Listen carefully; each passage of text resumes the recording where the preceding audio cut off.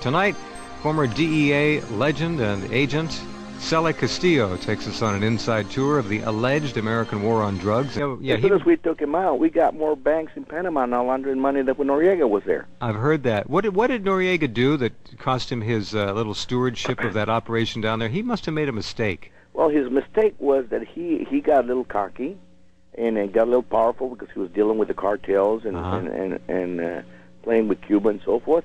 And what happened to him was when the U.S. government asked him to train the Contras in Panama, he said no. I'm not going to get involved in that.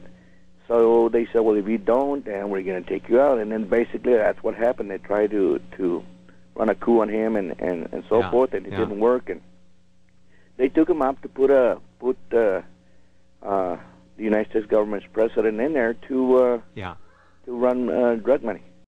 That was an amazing thing to watch play out on the American media stage. From your perspective, watching the whole Noriega caper must have been, I guess you had to laugh at it at some point, didn't you?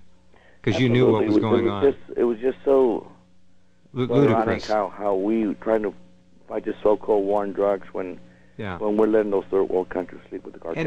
And watching this whole Noriega caper again go down, knowing what you knew, and seeing how the American public was being lied to and deceived by the media, which played certainly at least a passive role in the whole thing, you must have been also sickened by it. Absolutely. You know, we had lost an agent, Kiki Camarena, in Mexico, and we lost Frankie Fernandez in Peru. Did you know these guys? Oh, absolutely. I knew him. You know, Frankie Fernandez and I used to work together in New York City. And basically what it is this, you know, I couldn't understand what one arm of the government was fighting the so-called war on drugs while the other arm was sleeping with the cartels.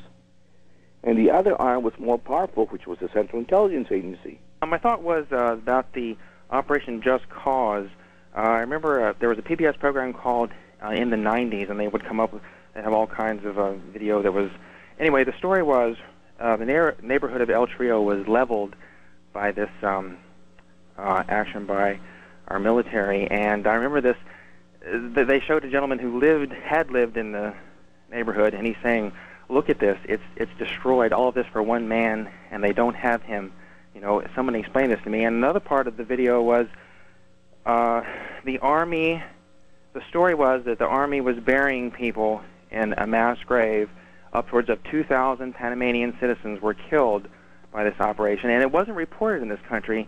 And the people that had this film, they said, "Why don't you report this?" Like, say, major news media. They said, "Well," and the response was, "Well, we have to rally around the flag." And, you know, I don't know if I have a point other than just, I know the video I saw, these people they surrounded, the military wanted the cameraman who was taking this video.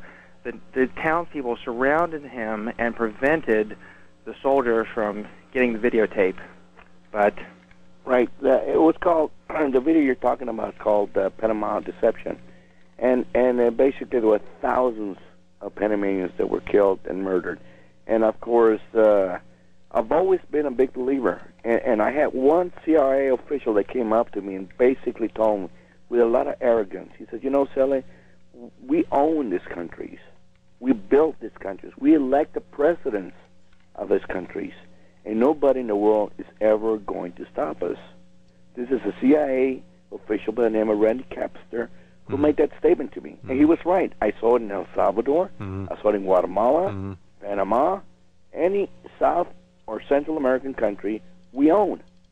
Because we are the ones that give them money for aid. The only person that I thought was going to stand up against the United States government was Chavez out of Venezuela. Look at now, we got Cheney, we got Armitage back. We have all those crooks that used to work for George Sr. are working now. It's the same old crew, right back The same old crew. We saw it with Felix Rodriguez in Vietnam, Oliver North, and Sing Lop. All those guys came down to Central America, did the same thing, and they're now down in Colombia doing the same thing.